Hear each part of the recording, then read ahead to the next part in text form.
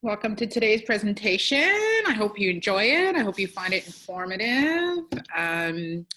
If for some reason you don't hear me, just let me know in the message box and I'll make sure that I will raise my voice or move the computer or whatever. But let's see the time. It is now 12:15, so let's get started. We don't have a lot of time. My name is Michelle Osborne. I am the Communications and Program Coordinator for the Quebec City Reading Council. I also happen to be the Project Coordinator for the Community Learning in Action Project. And this year, in 2019, we are focusing on digital literacy. And we are partnering with the Eastern Quebec Learning Centre on this initiative. Sorry, excuse me. I'm just going to put that up a bit. And we're very excited about this project. So I'm glad you could join me today. Today is the first day of our digital literacy webinar series, our Lunch and Learn series, where you can come and learn something. We have blocked a full hour for the presentation. It might not take a full hour, it might, but we always like to leave at least 10-15 minutes at the end in case anybody has any questions or comments. We are very excited about this project and today's presentation. First thing I want to say is that this digital literacy project runs from now, today, February the 19th, and it goes until the middle of June. And so if we look at our schedule, I'm just going to take a peek because I can't remember it all. This month is all about internet and social media awareness. So next week, this time at 12:15 on February the 26th, if that's correct, February 26th, we are going to be talking about digital footprints. So don't miss that opportunity to watch that presentation. A lot of people don't know what digital footprints mean, and some of you do know and want to know more about it. So we are happy to present that. The next month in March is all going to be about essential skills for the workplace and digital literacy. So that is a huge month. We're going to be talking about learning to find remote jobs online. We're also doing a full day workshop on building a resume online using HTML and CSS. We're working with Canada Learning Code on that initiative. It's a full day workshop, March 23rd. Take a look at your schedule. We hope that you join us. It's a Saturday. And then in April, it's all about entrepreneurship. And that is a really, really great topic because in Quebec, if you're an English speaker and you are having problems or challenges finding jobs because of the language barrier, maybe being an entrepreneur is an option for you. So we're going to be talking about branding and everything in that. And then in May, it's all about online navigation and how to maintain your computer. And then we're going to end it off in June with financial literacy. And so we're totally so excited about this series. We're going to be doing more Facebook Lives. I hope you've seen a couple of them. And we're going to have some interesting guests. So that is kind of the introduction to this project. Today, we are talking about protecting yourself online. And this is a really great and timely topic because let's face it, everybody is online now, or almost everybody, and we want to learn how to protect ourselves to make sure that we are going on internet sites safely, that we are using and creating passwords appropriately. So we're going to talk about all of that in today's presentation, and let's get started. I'm just going to share the presentation with you. Okay. Done.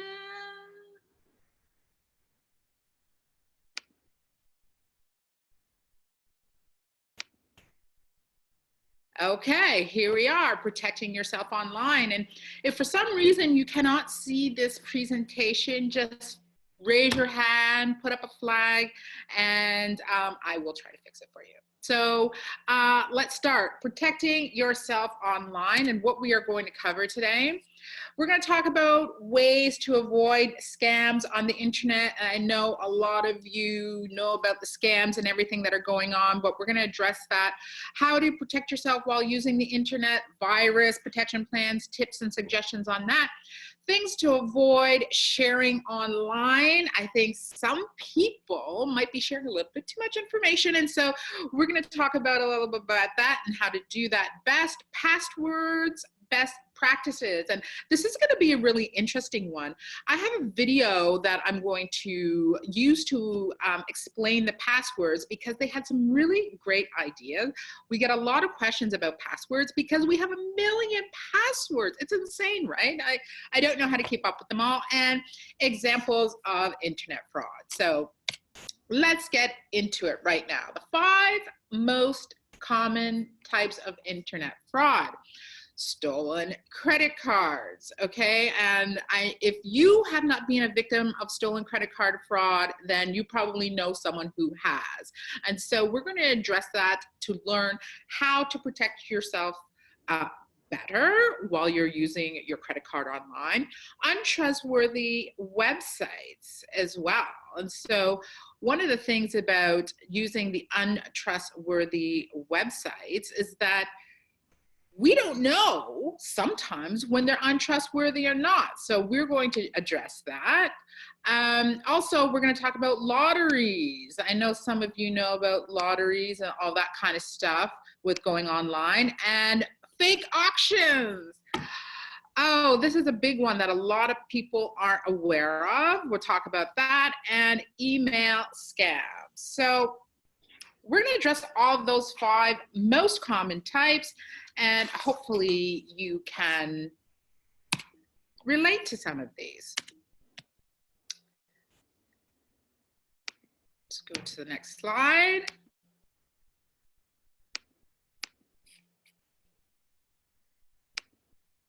Okay, first we'll go to stolen credit cards. So it's probably one of the most common types of crimes, because a lot of the time we're shopping online, we're paying bills online, and it has a credit card information. So whenever we put our information online, we have to be really careful. So first of all, make sure your credit card is always with you, and that will be a big help when using it for your online things. Check your payment receipt. One of the things that some people do not do is that they don't check their credit card statement. Make sure you check it every month. I sometimes fall victim to that, where I'm guilty of not checking my credit card statement every month, but I'm trying to be more diligent with it. Do not write your PIN number on some place where it might be too easily accessible for people. If your card is canceled, get it replaced immediately, because you don't know who's going to be using it. Be careful when you make big transactions, and especially be careful when you do big transaction or responding to special offers online, because sometimes they can be scams and you don't want to fall victim to that. Let's talk about fraudulent emails for a second here. So sometimes fraudulent emails look like real emails, and I'll give you an example. Maybe some of you have received an email that it looks like it's from Microsoft, it looks like it's from your bank, it looks like it's from someone trustworthy. But I will tell you right now, if it's from your bank, if you're getting information from the government, a lot of these organizations, reputable organizations, will not send you an email that says your account has been hacked into us, call us right away and we will fix it.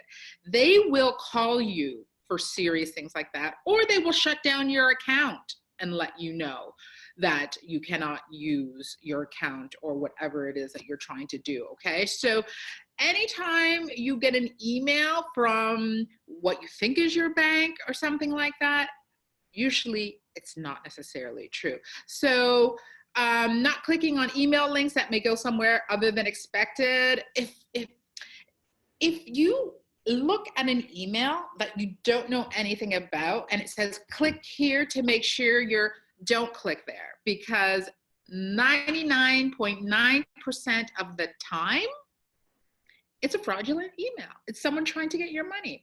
Unless you have dealt with this person on a regular basis, delete it. And if it's urgent, they will call you. Guaranteed they will call you. Don't respond to emails that seek personal information. Now, this is a big one. If it is a reputable organization or an organization that you deal with on a regular basis, they will not ask for your personal information via email. They will make sure that you call them and then you talk to them about your information, or they will ask you to go to their organization or whatever the situation may be. But 99% of the times they will not send it through email, and you have to be really diligent about that. Now, if you think that it's real, call first. I always say to people, make sure you do a phone call if you are not sure. Do not click on any links. Do not put any personal information, especially when it comes to doing your birth date, your social insurance number, or your banking information. Don't do it. Call the organization, see if they sent you an email, and that will save you a lot of trouble. And ignoring emails that try to solicit funds for charities, that's a big one. Please do not do the online charity contribution, because a lot of emails that you get are fake. So make sure you contact organizations before you do any of that. And last but not least, the 401 email.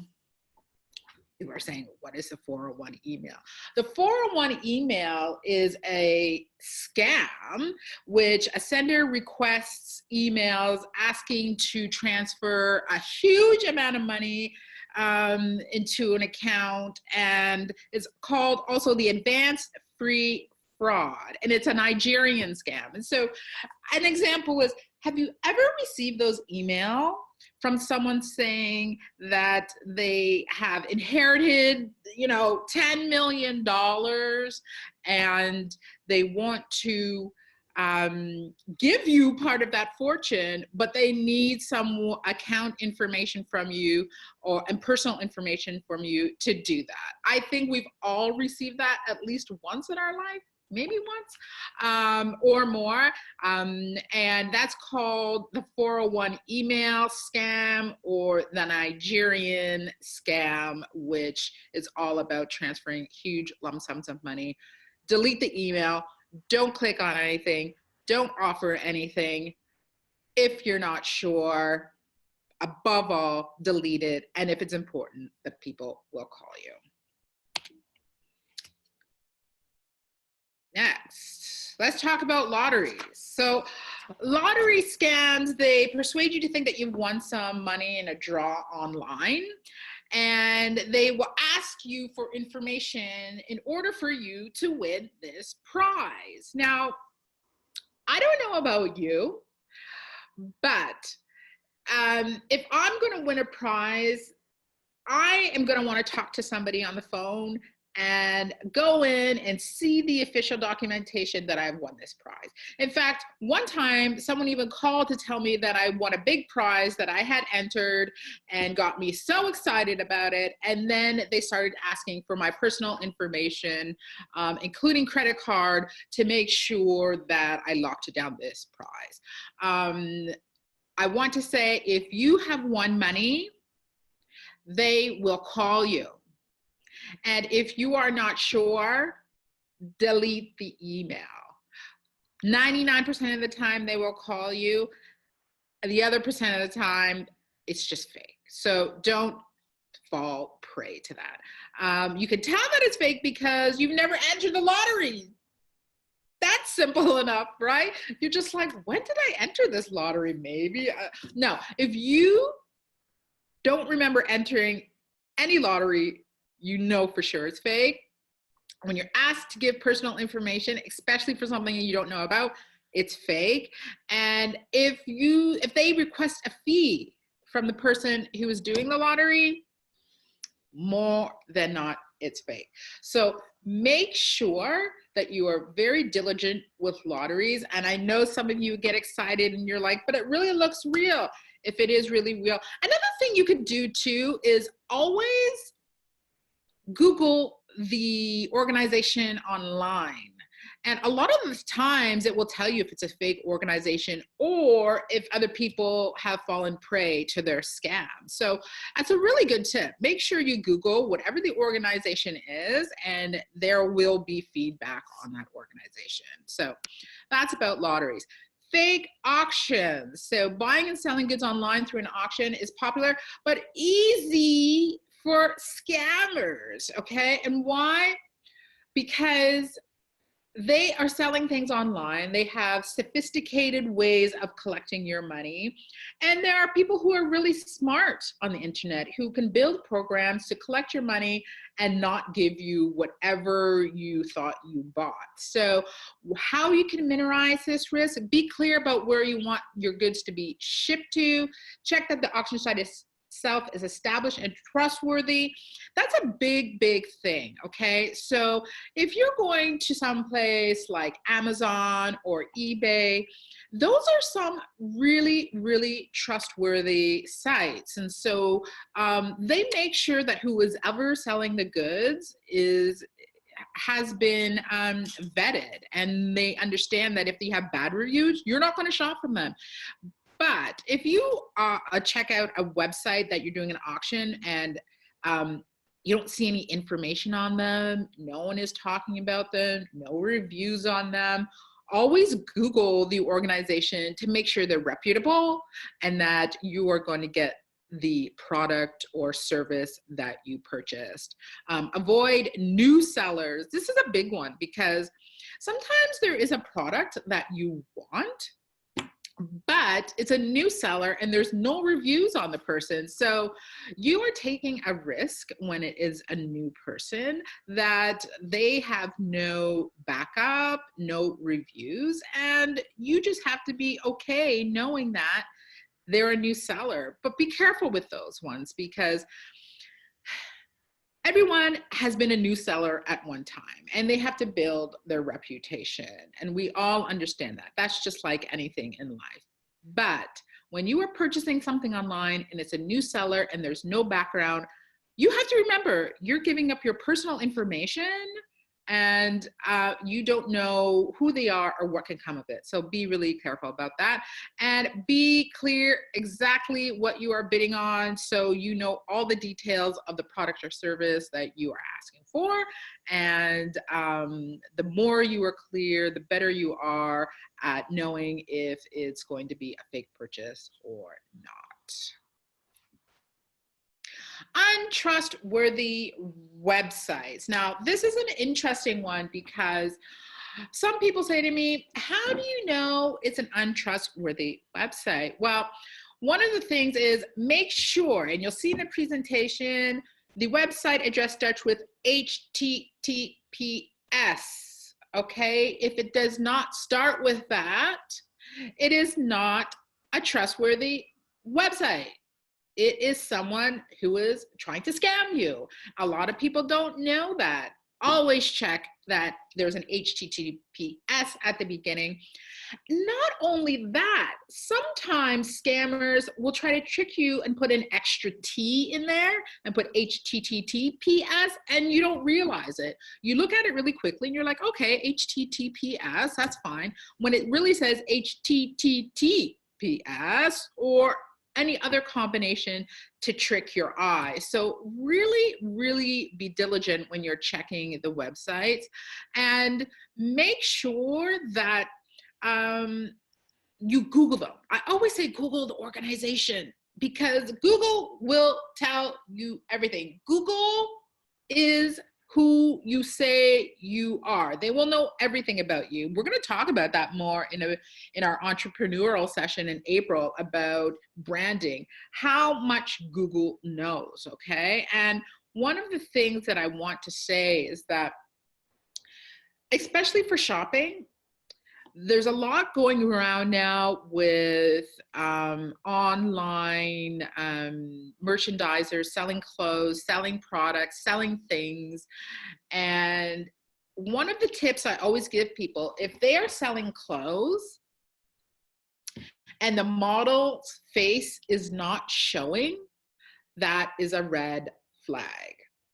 It means that they are not a reputable organization. It means that they don't have real models to put, which means they've taken someone else's model from a different campaign that another organization used, and they are trying to scam you out of your money. Sometimes you will send them money and you'll get the worst product back, and then you can't reach them afterwards to get a refund, or they will take your money and you'll never see the product.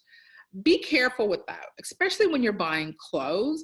If the model's head is not showing in the picture, do not buy from this organization. Now, that being said, unless it's a hugely reputable organization like H&M, Reitman's, The Bay, Additional. These are stores that have been around for a long, long time. People know them. They're very reputable, but 99% of the time, their models they'll be able to see their face when they're doing advertisements. So that's something to remember. Scam. An easy way to remember what a scam is. It sounds too good to be true. It comes out of the blue. It asks for personal information or details, and money is in the equation. That is a great way to know if you are being scammed by someone. Sounds too good to be true. Let's talk about that for a second, okay? If there is a coat that is cashmere online and they say that's 110% off, so it used to be, $100, now it's $10, it's way too good to be true. $10 for a cashmere coat, let's be honest, comes out of the blue. Of course, if you get an email that you've never seen before or from someone that you have no idea, that's a sure sign that it's a scam. As for personal information, this is a really, really, really big one. When someone asks you for personal information online, almost guaranteed it's a scam. So please, I beg you, avoid putting your personal information online unless you know the person, you've asked them to send you a document for you to put it online. If you don't know who they are, do not put it. And money is in the equation.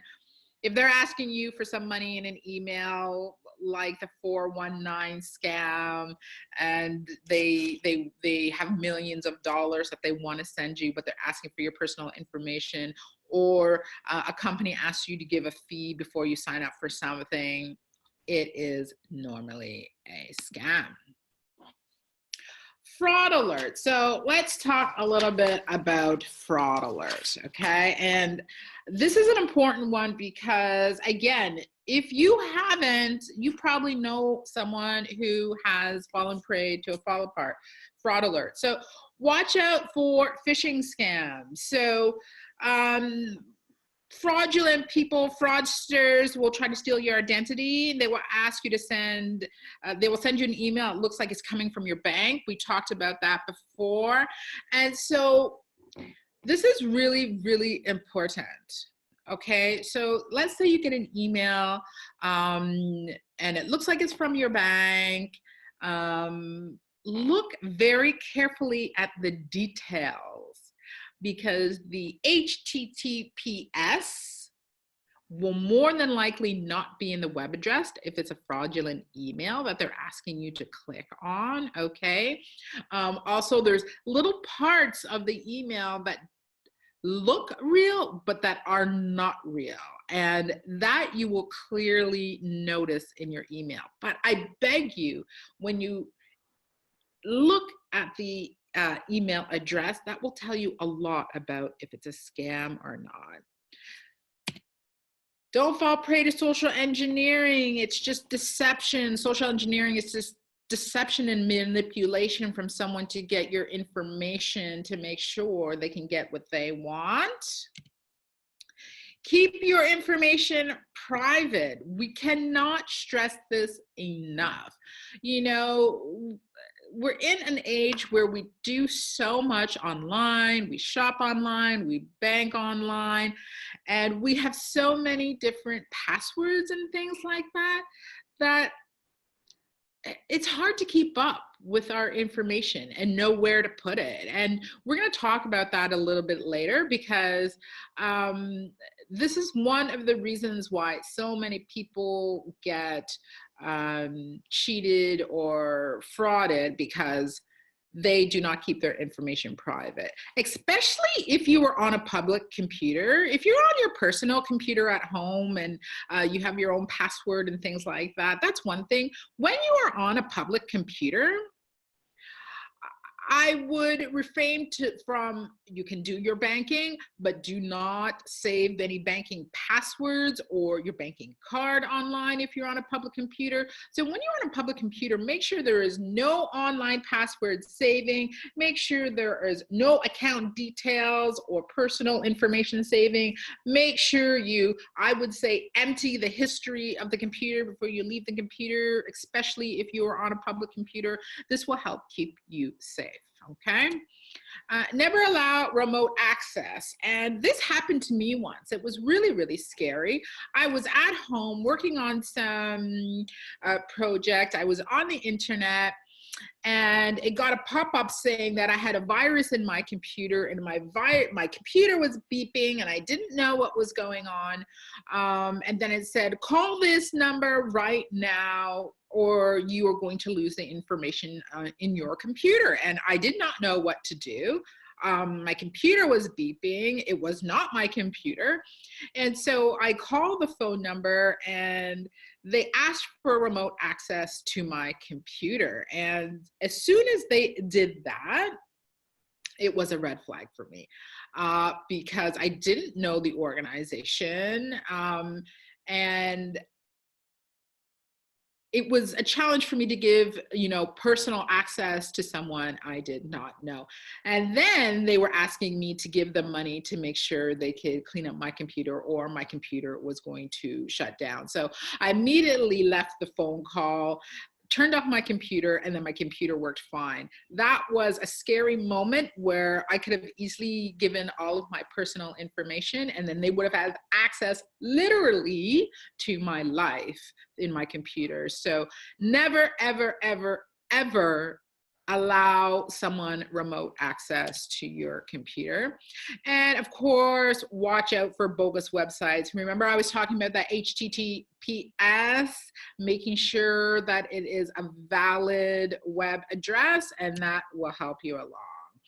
So passwords. This is a really interesting section, because, I get a lot of questions about passwords. How many passwords do you need? How many passwords do you have? Really, we have 1 million passwords, and we just don't know how to keep up with them all, me included. And so how many do you need? Well, it really depends how many passwords you need. There's a rule of thumb that is, you use it for, you need 3 types of passwords: one for banking, one for entertainment, and one for email. So you can have 3 sections of passwords. And I'm going to show a video really shortly after this, because I think it really touches well on how to develop a password that is right for you. What's the best way for me to remember my passwords? Well, there's different ways to remember. Learning how to do a password phrase, or using songs for a password, or even using some online applications that you can save your passwords in, which a lot of people do. Some people don't like to do that, because then they're just like, that's just another thing that I have to remember. And what should your password contain? Letters, numbers, symbols. The best passwords contain a combination of those things. And one of the things that people don't realize is that a space bar, pushing the space bar, is also considered a special symbol. And some websites don't allow that, but some do. And so what I want to do is quickly play this video. It's just under 5 minutes for you, and that will talk to you about passwords. So we'll share that. Da-da-da.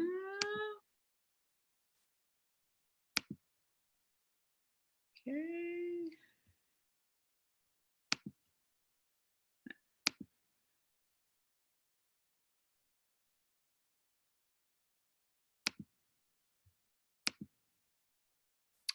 And here we go. Scammers, hackers, and spammers are all trying to gain access to your accounts. They have thousands of ways to trick you, so your initial line of defense is a fortified password they won't be able to crack. In this project, we're exploring 6 digital life hacks for building strong and secure passcodes.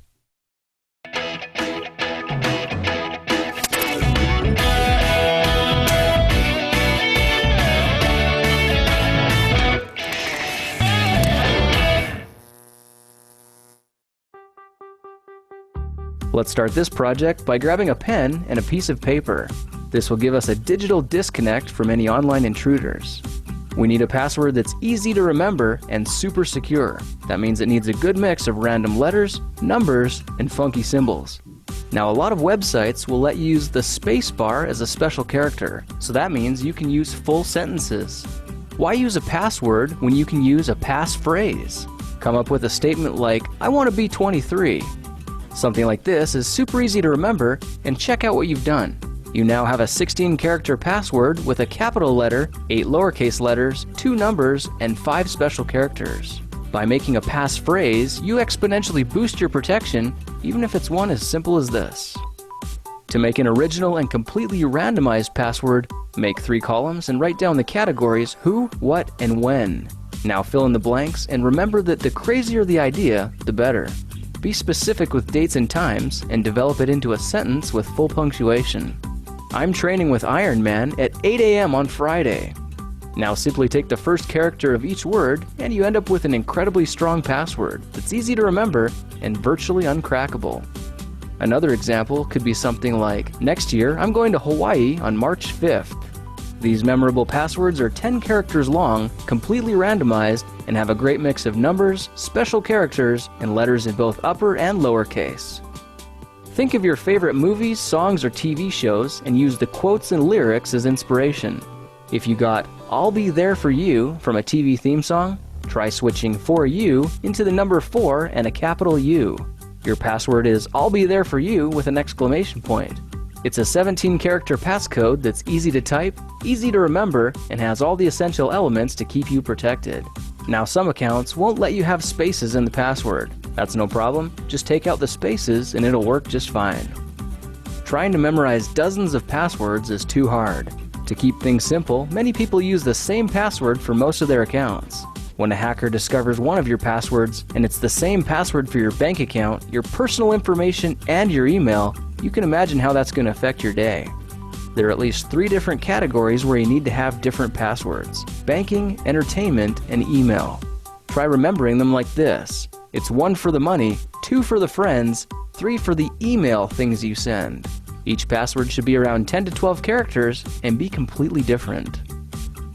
You could use the same password for similar sites, but to make it even better, try taking some of the letters from the website itself and adding them in. From Twitter, you could get T and R, and YouTube might be Y and T. Choose letters that you can remember, and if you're ever forced to update your password, just add 1 more letter to the end. It's as easy as that. The most secure protection comes with having a long and randomized password for every different account. This will take more work to create, and chances are you won't be able to remember them. You can win that challenge by writing them down on 1 piece of paper and storing that paper in a place you're going to protect, like your wallet for quick and easy access, or a super secret safe like the one we made in a previous project. Now, if you like the idea of different passwords for each account, but don't want to get your paper out every time you log in, there are password managing systems that can do it for you. Password vaults like these will store all your passwords securely, maintaining full protection and allowing you the speed and luxury of a 1-click login to any of your sites. Well, now you know how to make a strong and secure password that will thwart a hacker and help protect your digital life. By the way, if you've already been hacked or feel like you might be vulnerable, check the video description for some helpful hints. If you like this project, perhaps you'll like some of my others. Check them out at thekingofrandom.com. This video was supported by...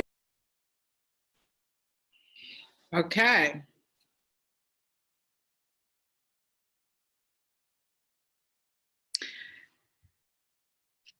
Now we go back to the presentation. There we go.